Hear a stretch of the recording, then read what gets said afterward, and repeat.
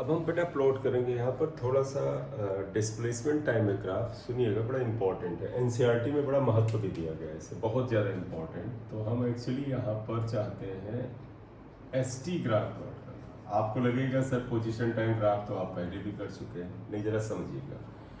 For equation, इस equation के लिए चाहते हैं s equal to s naught plus u t plus half a t square. हम इस इक्वेशन के लिए एस और टी में ग्राफ चाहते हैं। इसमें दो तीन केस है। पहला case, if A is positive, A अगर पॉजिटिव है, आप बताइएगा बेटा, अगर ए पॉजिटिव है तो इसका मतलब इस इक्वेशन में ए प्लस से रहेगा, यानी ए प्लस साइन एग्जिस्ट करता रहेगा। तो आप तब क्या लिखोगे, इक्वेशन स्टार को आप ऐसे लिखोगे कि sir s equal to s naught plus u t plus half a t square. अब जरा ग्राफ पे आइएगा। एस में चाहिए, देखो एस की पावर 1 है, टी की पावर 2 है।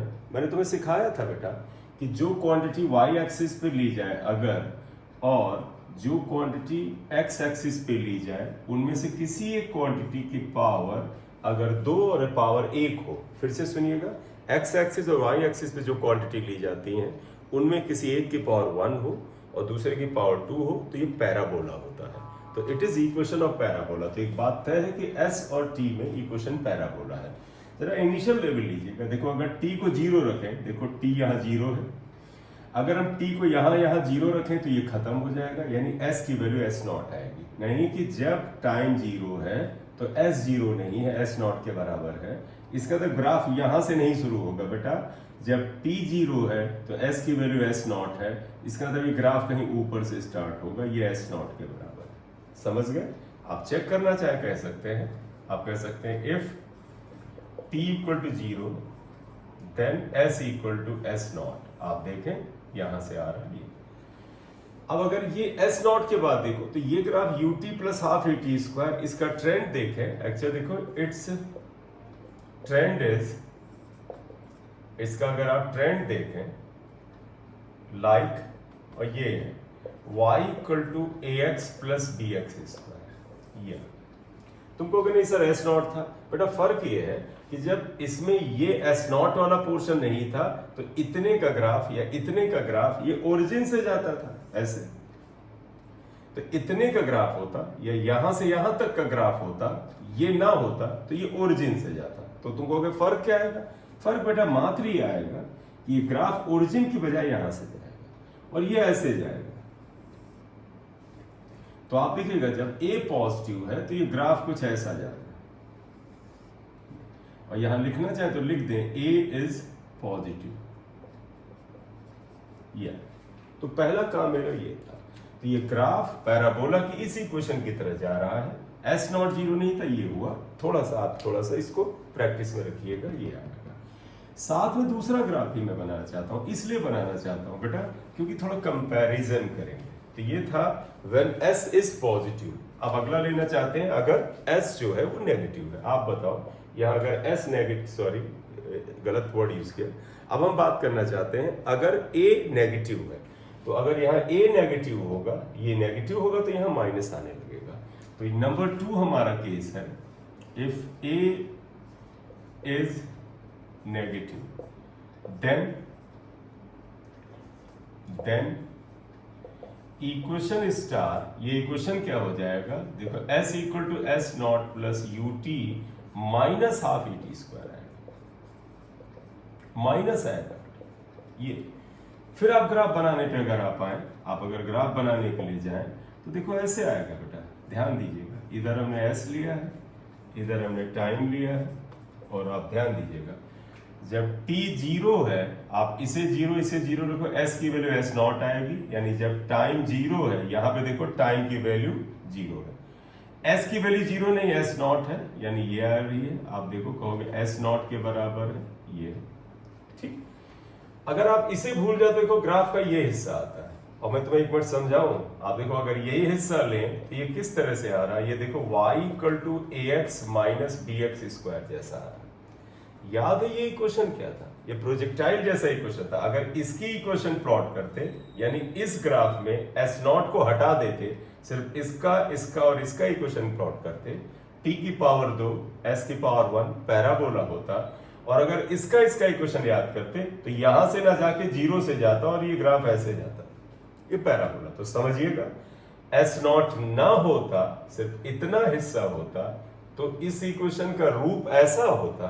और इसको तुम्हें याद करो ना, अगर पढ़ाओ तो मैथमेटिकल टूल्स में जहां पर ग्राफ किया है हमने पैराबोला का, उसे एक बार जाके अच्छे से पढ़ लेना, ठीक। तो आप देखो ये ग्राफ ऐसे जाता, बस फर्क क्या है, ये ग्राफ अब यहां से ना स्टार्ट होकर यहां से स्टार्ट होगा, क्योंकि S0 है। तो तुमको अभी ये ग्राफ ऐसे जाएगा, this graph will go like this, ये आएगा, ठीक। तो आप जरा सा अपने प्रीवियस नॉलेज को अप्लाई करना सीखें। कृपया ये मत समझिएगा कि मैं तुम्हें कोई चीज थ्योरी में समझा रहा हूं, ये सब न्यूमेरिकल हैं, सब सवाल हैं, हर यहाँ पर पार्ट एक क्वेश्चन है। तो कृपया आप इस चीज को ध्यान में रखें, ठीक है, ये माना। अब मैं इन दोनों में एक कंपैरिजन चाहता था। देखो यहाँ पर A नेगेटिव था, तुमने एक चीज ध्यान दिया बेटा, क्या A पॉजिटिव है। आमतौर पर हम लोग क्या समझते हैं, पॉजिटिव का मतलब वी आर गेनिंग समथिंग, जब हमें कुछ मिलता है तो हम खुश हो जाते हैं, हमारा चेहरा खिल जाता है। तो याद करो आजकल तो इमोजी का जमाना है, आप लोग जब स्माइलिंग का इमोजी भेजते हैं तो आप देखिए उसमें चेहरा ऐसे होता है। ये देखो स्माइलिंग का इमोजी आ रहा है, जैसे स्माइलिंग का इमोजी आपका ऐसे बनता है। तो जब पॉजिटिव है यानी यू आर गेनिंग समथिंग, तो चेहरे पे स्माइल आता। तो याद रखना, तो तुम कह सकते हो सर जब A पॉजिटिव हो तो इसका मतलब है स्माइलिंग इमोजी आएगा। तो आप यहां कह सकते हो स्माइलिंग कर्व, राइट। यहां देखो नेगेटिव आता है, नेगेटिव का मतलब जैसे हमने कुछ खो दिया है, तो नेगेटिव का मतलब माइनस, तो इसका मतलब है हमारे चेहरे पे उदासी आती है, क्राइंग फेस आता है। तो आप ऐसे करते हो, तो आपकी इमोजी ऐसे बनती थी, याद करो ना कि क्राइंग की इमोजी ऐसे बनती थी। तो आप देखो ये क्राइंग है, आप करो की बजाय फेस लिख दीजिए, क्योंकि हम फेस इमोजी से कर रहे हैं। तो A नेगेटिव हो तो तुम कहोगे sir we are losing something, तो इमोजी आपकी थोड़ी सी चिंता वाली, क्राइंग वाली आएगी। तो ये क्राइंग इमोजी लिख सकते हैं, यानी क्राइंग फेस। ऑब्वियस सी बात है, ये याद कराने के लिए बता रहे हैं, अदरवाइज आप पैराबोला की इक्वेशन जानते तो ऐसी कोई जरूरत भी नहीं। A नेगेटिव A पॉजिटिव, अब तो मन में आएगा सर देखो बेटा एक टर्म होता है 0, 0 से छोटा नेगेटिव वो ले लिया, 0 से बड़ा पॉजिटिव वो ले लिया। अब हम चाहते हैं A अगर 0 होता, तो अब आइएगा तीसरा केस इसका लेंगे, इफ A इज 0। इसी इक्वेशन में बात हो रही है बेटा, इसी इक्वेशन में A 0 अगर, तो केस नंबर 3 लेंगे, if A equal to 0 then equation star, फिर मैं बताऊं सब न्यूमेरिकल है, ठीक है। ये हो जाएगा S equal to S0 plus UT, ये 0 हो जाएगा तो ये टर्म 0 हो जाएगा। तो देखो बेटा S equal to UT plus S0 आता है। फिर मैं तुमसे पूछूंगा ग्राफ किसके बीच में है बेटा, S और T में, S की पावर 1 T की पावर 1। जब पहला वेरिएबल और दूसरा वेरिएबल दोनों की पावर 1 होती है तो ग्राफ स्ट्रेट लाइन होता है बेटा, ध्यान देना, दोनों की पावर 1 है, graph will be straight line. तो हम क्या लिखोगे, graph is a straight line. और जब अगर इसका ग्राफ स्ट्रेट लाइन है तो तुम स्ट्रेट लाइन की इक्वेशन से कंपेयर करो, देयरफॉर लिखोगे comparing with y equal to mx plus c। हम इससे कंपेयर कर रहे हैं, जरा ध्यान दीजिएगा, y की जगह s है, देखो y की जगह s है, x की जगह पे t है, यानी हम y एक्सिस पे s लेंगे, x एक्सिस पे टाइम लेंगे, m जो स्लोप है उसकी जगह u है और पॉजिटिव में है, तो आप लिखोगे m which is slope is equal two plus you, यानी स्लोप पॉजिटिव है। ध्यान रखना स्लोप पॉजिटिव होता है, स्ट्रेट लाइन का एंगल एक्स एक्सिस से 90 से छोटा होता है। और c की जगह पे S0 है, c इक्वल टू S0 है, ये भी पॉजिटिव है। तो आप बताइएगा बेटा, स्लोप पॉजिटिव हो, C पॉजिटिव हो और ग्राफ अगर लें स्ट्रेट लाइन में तो कैसे आएगा। देखिए ये S था, y एक्सिस पे S लिया है, x एक्सिस पे हम t लेंगे, टाइम t आया। देखो क्या बताता है, c प्लस S0 है, c का मतलब आपको याद है ना, y एक्सिस पे इंटरसेक्ट होता था, प्लस S0 है तो यानी इंटरसेक्शन ऊपर आएगा, यहाँ S0 आएगा, ये c के बराबर है बेटा। और स्लोप पॉजिटिव है, इसका मतलब एंगल 90 से छोटा आएगा। आप देखो ये एंगल 90 से छोटा आ रहा है, ये आएगा। तो बेटा ये इक्वेशन नंबर 3 का इसका ये ग्राफ, ठीक, तो ये आ गया। ठीक है, तो ये हमने इक्वेशंस ऑफ मोशन के बारे में काफी ज्यादा चीजें की, क्वेश्चंस भी किए, अभी और क्वेश्चंस करेंगे। अब आगे अगर हम बढ़े तो हमें अंडर ग्रेविटी बात करनी पड़ेगी। तो अब हम बात करना चाहते हैं equations of motion under gravity.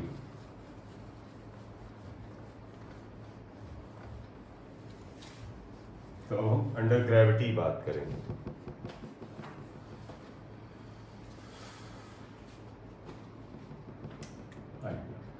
Motion under gravity, under gravity, ये तो पहले तो हम बात यही करते हैं कि इक्वेशंस ऑफ मोशन जो है बेटा, उनको अंडर ग्रेविटी यानी जी के टर्म में हम उन्हें लिखें पहले। तो आप देखो, अगर मोशन अंडर ग्रेविटी लिखना हो तो आप एक पार्ट ऐसे कर लेना। आपको पता पहली इक्वेशन ऑफ मोशन जो होता है v equal to u plus a t होता है। अगर आप इसको अंडर ग्रेविटी करना है तो तुम्हें याद है, जब कोई पार्टिकल ऐसे चलेगा और उसकी इनिशियल वेलोसिटी u है, नीचे तक आएगा, यहां पर अगर ऊपर से नीचे आने में हाइट h नीचे आया है, तो याद करो पहले केसेस में जो काम डिस्टेंस s करता था उसकी जगह देखो h आ गया है। तो आप कहोगे कि सर जहां s था वहां h आ गया है, u तो वही है। इस पॉइंट को अगर a लें, यहाँ टाइम 0 था, यहाँ पे टाइम t है, यहाँ पर वेलोसिटी को v ले लेते, फाइनल वेलोसिटी वैसे ही है। बस फर्क ये है कि यहाँ एक्सेलरेशन इज g और g नीचे है तो माइनस लिया जाएगा, ठीक है। हालांकि इक्वेशन बनाने में हम माइनस प्लस की बात नहीं करने जा रहे, इक्वेशन बनाने में हम सिर्फ g से रिप्लेस कर देंगे। तो हम कहेंगे चलो भाई a की जगह हम g लिख देंगे। तो बताओ, ये इक्वेशन जो पहली है, ये अंडर ग्रेविटी अगर हम इसको कन्वर्ट करें तो आपको पता है ये कैसे कन्वर्ट हो जाती है। This equation will be converted as v की जगह v रहेगा, u की जगह u, a will be replace by g, a की जगह g आ जाएगा। सेकेंड इक्वेशन को अगर हम रिप्लेस करें, s equal to s naught plus u t plus half a t square से अगर आप रिप्लेस करें तो आप समझिएगा ये इक्वेशन क्या हो जाएगी, s की जगह पर h लिख दीजिएगा और s नॉट की जगह h नॉट, ये हो जाएगा h equal to h naught plus u t plus और a की जगह g। लेकिन तुम्हें याद है इफ s नॉट हम 0 लेते थे तो ये इक्वेशन हो जाता था s equal to u t plus half a t square. यही यहां होगा इफ h इक्वल टू 0, क्योंकि हम इसका ज्यादा इस्तेमाल करते हैं, ये आ जाएगा। ये this is equation under gravity, ये इक्वेशंस आ गई। Third is here you can see v square is equal to u square plus 2as होता था, पूरा लिखो तो s माइनस एस नॉट होता था। तो बताओ यहां क्या हो जाएगा, third equation u square plus 2a को g, s की जगह h माइनस एच नॉट आ जाएगा। फिर वही बात, if s not equal to 0, this will be equal to v square is equal to u square plus 2as। ये equation था, popular है। यहां पर आप लिखें if h not equal to 0, तब ये है v square equal to u square plus 2gh, 2gh ये है। तो हमने इन इक्वेशंस को ऐसे, देखो ये वाली इक्वेशन को ऐसे और ये इक्वेशन को ऐसे कन्वर्ट कर दिया। आप चाहें तो इसे कवर कर। अब आपको आएगा कि सर ये तो आ गया, इसके बाद याद करो एक चौथा पार्ट किया था, that was distance covered in teeth second. उस इक्वेशन को डायरेक्ट यहां पर अप्लाई करिएगा, और क्योंकि हम उसे पहले से जानते हैं, क्योंकि हमें बेटा इसका एप्लीकेशन जाना है, हमें इसके सवाल करने हैं, हमें इसके न्यूमेरिकल करने हैं। तो अब क्या आएगा, आप ही देखें, हाइट और vertical distance covered in teeth second. Teeth second में क्या होगा, तो फिर वही पार्ट कर लो। तुम्हें याद होगा एस टीथ जब हमने पढ़ा था स्ट्रेट लाइन में, तो वो हमने पढ़ा था u plus A by two T minus 1। यह अगर इसको हम अंडर ग्रेविटी ले जाते हैं तो एस टीथ को लिख दोगे एच टीथ, u को लिखोगे u, बस a की जगह g आ जाएगा, g by two T minus 1। ये तो हाइट कवर्ड के लिए हम ये इक्वेशन लगाएंगे, जैसे जरूरत होगी हम इसको इस्तेमाल कर लेंगे, ठीक है। अब इन क्वेश्चंस को आप थोड़ा सा ध्यान में रखें और अब हम इनके एप्लीकेशन पे आएंगे। साइन रूल बड़ा सिंपल सा लेने जा रहे हैं, बड़ा ध्यान रखिएगा। पूरे के पूरे ग्रेविटी में या 1D में आपके पास एक ही साइन रूल है, आप यही साइन रूल लेके चलो तो अच्छा रहेगा। जो याद करो कोऑर्डिनेट सिस्टम में लेते थे वही हम साइन रूल रख रहे हैं। याद करो कोऑर्डिनेट सिस्टम में जो दाहिने होता था वो हम पॉजिटिव लेते थे, जो बाएं होता था नेगेटिव। जो चीज ऊपर होती है वो पॉजिटिव, जो नीचे होती है नेगेटिव। नीचे का मतलब समझिएगा, दाहिने का मतलब समझिएगा। जिन क्वांटिटीज का एरो डायरेक्शन हमें दाहिनी तरफ दिखेगा एरो, हम उसे प्लस लेंगे, और जिन चीजों का एरो बाईं तरफ दिखेगा उन्हें हम माइनस लेंगे। जिनका एरो ऊपर की तरफ दिखेगा उसे हम प्लस लेंगे, जिनका एरो नीचे की तरफ दिखेगा उसे हम माइनस लेंगे। इसलिए याद रखो ग्रेविटी नीचे की तरफ लगता है, इसलिए एक्सेलरेशन ड्यू टू ग्रेविटी नीचे है, तो देखो ये एरो नीचे, ये एरो नीचे है, तो इसलिए हमेशा उसे माइनस से डिनोट करते हैं। यही साइन रूल हम पूरे में लगाएंगे और हमारी चीजें आती चली जाएंगी। तो पहला हम एक्चुअली करना चाहते हैं, सवाल है बेटा, फिर समझिएगा, एक हेडिंग देके कर रहा हूं लेकिन न्यूमेरिकल है। डेटा आएगा उसे जहां मन हो लगा देना, याद हो जाए अच्छा, न याद हो तो निकालना। और इसे हम कहते हैं Galileo law of odd numbers. मैं फिर बताऊं, कई लोग सोचते हैं ये थ्योरी है, ये थ्योरी नहीं है, ये सवाल है। ऐसा सवाल आपको अंडर ग्रेविटी क्लियर कट मिलेगा, आप जो बुक फॉलो करेंगे वहां भी मिल जाएगा और ग्राउंड पे भी मिल जाएगा। क्योंकि फर्क क्या है, Galileo law of odd number बताएं क्या कहता है? ये कहता है किसी बॉडी की इनिशियल वेलोसिटी अगर 0 रख करके हम अंडर ग्रेविटी ड्रॉप कर दें तो इक्वल टाइम इंटरवल में, मतलब मान लें पहले 1 सेकंड में जो वो दूरी तय करेगा, फिर अगले 1 सेकंड में जो दूरी तय करेगा, अगले 1 सेकंड में जो दूरी तय करेगा, इस डिस्टेंस का जो रेशियो होता है वो 1:3:5:7 डैश डैश डैश होता है। तो इसमें क्या कह रहे हैं कि अगर कोई पार्टिकल इनिशियल वेलोसिटी 0 से कांस्टेंट एक्सेलरेशन g के अंदर भेज दिया जाए तो distance covered in equal time interval odd number में होता है। तो ये तो ग्राउंड पे भी हो सकता है, कोई पार्टिकल 0 वेलोसिटी स्टार्ट ले, कांस्टेंट एक्सेलरेशन से चलता जाए, तो वहां पर भी आपका ये नियम लग सकता है। खैर, हम Galileo law of odd number लगा रहे हैं। देखो ये क्या कहता है, अकॉर्डिंग टू दिस लॉ, हालांकि लॉ बाद में लिखें तो भी ज्यादा अच्छा रहता है, लेकिन चलिए लिख देते हैं क्या, if a particle starts from rest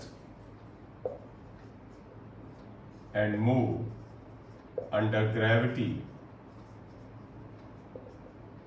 then ratio of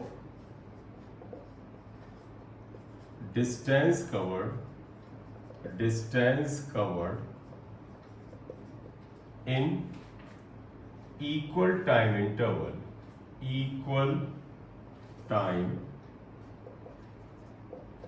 interval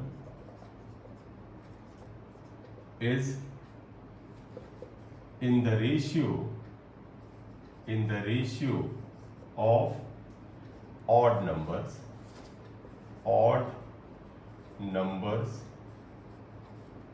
is in the ratio of odd numbers starting with 1। मतलब क्योंकि ऑड नंबर आप कह सकते हैं, क्या पता 3 से स्टार्ट ले, 5 से ले, तो ऑड नंबर्स स्टार्टिंग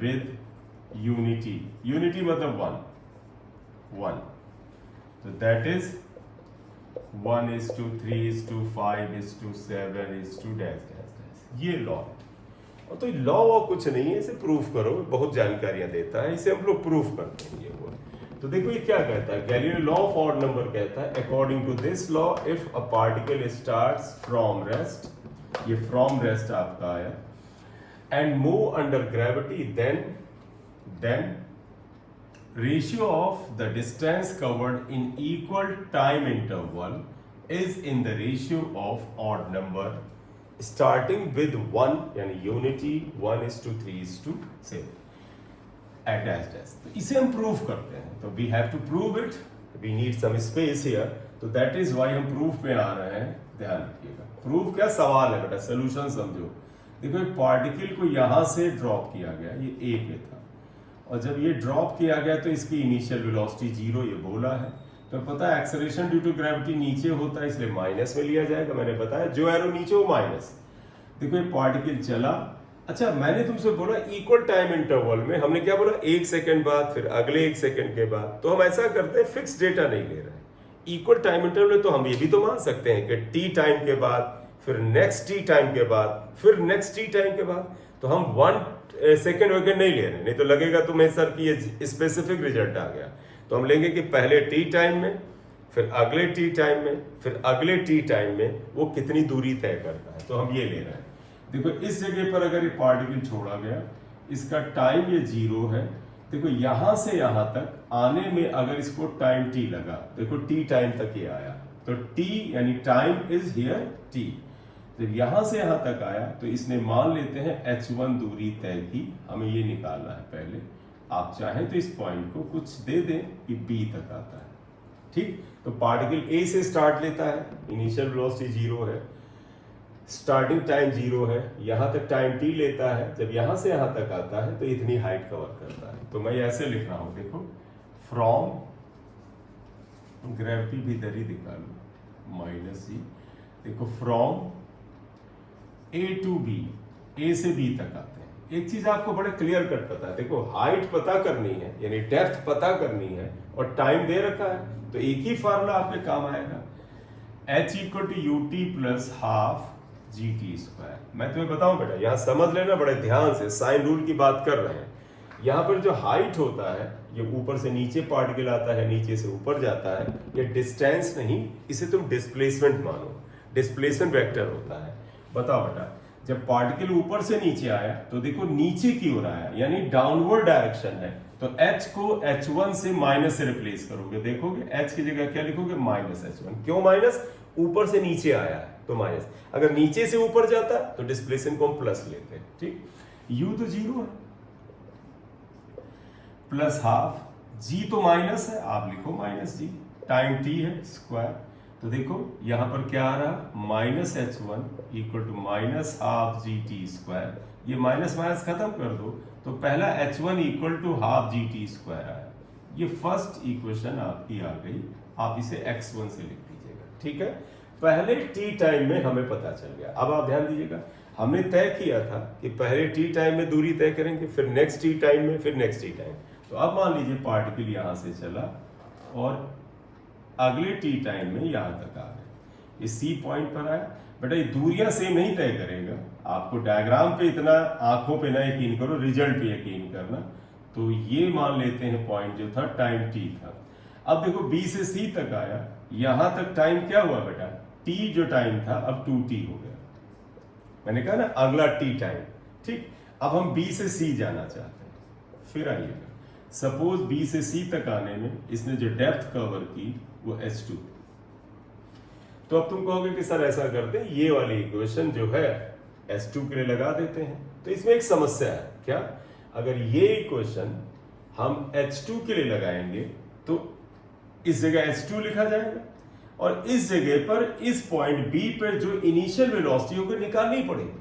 पिछले वाले में 0 था क्योंकि यहां से शुरू किया था, तो अगर मैं h2 के लिए ये वाली इक्वेशन लगाता हूं तो इस जगह पर हमें इनिशियल वेलोसिटी फाइंड आउट करनी पड़ेगी। हम बचना चाहते हैं, फालतू के कैलकुलेशन से जितना बचोगे चांस ऑफ एरर उतना कम होता है, ठीक है। तो बताएं क्या करो, हम चाहते हैं इनिशियल वेलोसिटी ना निकालें, तो आप ऐसा करो B से C तक ना निकालो, आप A से B तक C तक निकालो। तो ध्यान रखना, हमें चाहिए h2, तो हम यहां पर देखो ऐसे लिखेंगे, ये फ्रॉम दिस, और ये हमने फॉर h1 निकाला था, अब लिखोगे फॉर h2, पर्पज h2 निकाला, फ्रॉम A टू C जाएंगे। कृपया ध्यान रखिएगा, क्यों ऐसा कर रहे हैं, क्योंकि हमें इनिशियल वेलोसिटी कैलकुलेशन से बचना है। A से C आ रहा है, देखो since h equal to u t plus half g t square, लगाइए बेटा, देखो हम A से C लगा रहे हैं, A से C तक डिस्प्लेसमेंट कितना हुआ h1 प्लस h2, ऊपर से नीचे आया माइनस, तो इस जगह क्या लिख दोगे बेटा, इस जगह h1 प्लस h2 माइनस में, माइनस क्यों, नीचे की तरफ आया है। u जी जब a से शुरू करोगे तो u तो 0 है भाई, आप 0 लिखो, हाफ g को माइनस जी, टाइम पे अलर्ट रहना, यहां से यहां तक का टाइम 2t है तो 2t स्क्वायर है, राइट। तो देखो यहां पर क्या आया, अगर आप इसको इधर ले जाए, minus h1 plus h2 equal to minus half g 4t square आ जाता है।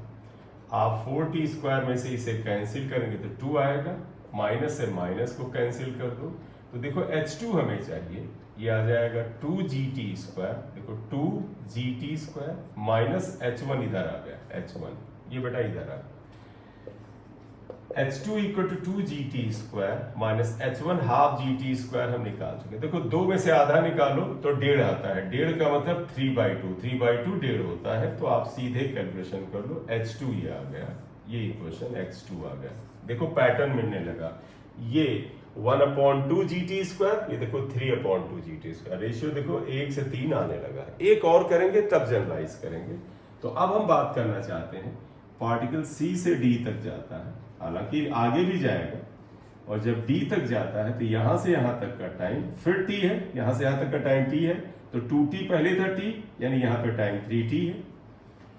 हमें ये हाइट पता करनी है, h3 क्या होगा ये, फिर समझना बेटा, प्रिकॉशन वही लिखेंगे। देखो फॉर h3 के लिए भी हम C से D नहीं आएंगे, हम A से D आएंगे। तो आप क्या लिखोगे, from A to D h equal to ut plus half gt square, ये है। इस इक्वेशन को लगाइए जरा, आप इस इक्वेशन को अप्लाई कर दीजिए इसके ऊपर, और जरा देखिए इसमें, जरा यहां देखो, ये इक्वेशन याद रखना, हाफ gt स्क्वायर, क्योंकि इससे हम फाइनल कंक्लूजन में इस्तेमाल करेंगे, ठीक। तो यहां पर अगर हम वैल्यू रखें तो देखो a से d तक h3 plus h2 plus h1 आ, यहां पे लिखो h1 plus h2 plus h3, u 0 हो जाएगा क्योंकि a पे 0 है, हाफ g को माइनस रखो, t को 3t रखना, ध्यान रखना यहां से यहां तक का टाइम 3t है, ये आ जाएगा 3t स्क्वायर। चलिए वापस आए, पर्पज h3 निकालना है, ठीक है। तो देखिएगा h3 इक्वल टू अगर आप लिखें तो देखो यहां क्या आ जाएगा, माइनस, ये थोड़ा मिस्टेक हो रहा है, देखो h की जगह h1 plus h2 plus h3 लिखा, ये माइनस में है, तो अभी जिंदा रखते हैं, minus h1 plus h2 plus h3 to minus half, देखो g और ये 9t स्क्वायर आएगा, g इंटू 9t स्क्वायर, ये आता है 9, माइनस माइनस कैंसिल कर दो, h3 इक्वल टू देखो क्या आ जाएगा, देखो 9/2 gt square minus h1 plus h2 को इधर ले आओ, h1 प्लस h2, और अगर ध्यान दो h1 प्लस h2 कितने के बराबर था, इस जगह जरा ध्यान दो क्योंकि कैलकुलेशन से बचना है, h1 प्लस h2 देखो 2 gt स्क्वायर था, तो आप h1 प्लस h2 को ये 2 gt स्क्वायर रख दो यहां से, तो देखो आएगा 9/2 gt square minus 2 gt square. आपको ध्यान है 9/2 मतलब 4.5 में से 2 घटा दो, क्या आएगा बेटा, 2.5 का मतलब 5 का आधा, 5/2 gt स्क्वायर, ये h3 है। इसका मतलब वह एक पैटर्न बन गया, पहला आया हाफ gt स्क्वायर आ रहा था जो हमने इधर मिटा दिया है, फिर 3/2 आया, 5/2 आया, एंड सो ऑन। तो अब आगे बढ़ोगे, देयरफॉर आप कह सकते हो कि sir h1 is to h2 is to h3 is equal to, अगर हम इस तरह से डैश डैश करते चले जाएं और रेशियो निकालते चले जाएं तो ये क्या आता है, ये आता है half gt square is to 3/2 gt square is to 5/2 gt square and so on, आगे तक जाएगा। तो इसका मतलब जब इसमें कॉमन टर्म को लेकर के आप खत्म करें तो रेशियो क्या आ जाता है, देखो यहाँ आएगा 1, यहाँ आएगा 3, यहाँ आएगा 5, आगे जाओगे 7, 9, 11, ये आएगा। ये बेटा सवाल है, क्वेश्चन है, बड़ा फ्रीक्वेंटली आपको मिलता है और बड़ा इंपॉर्टेंट है, Galileo law of odd number. और अंडर ग्रेविटी के क्वेश्चन नेक्स्ट क्लास में कराएंगे क्वेश्चन अभी और।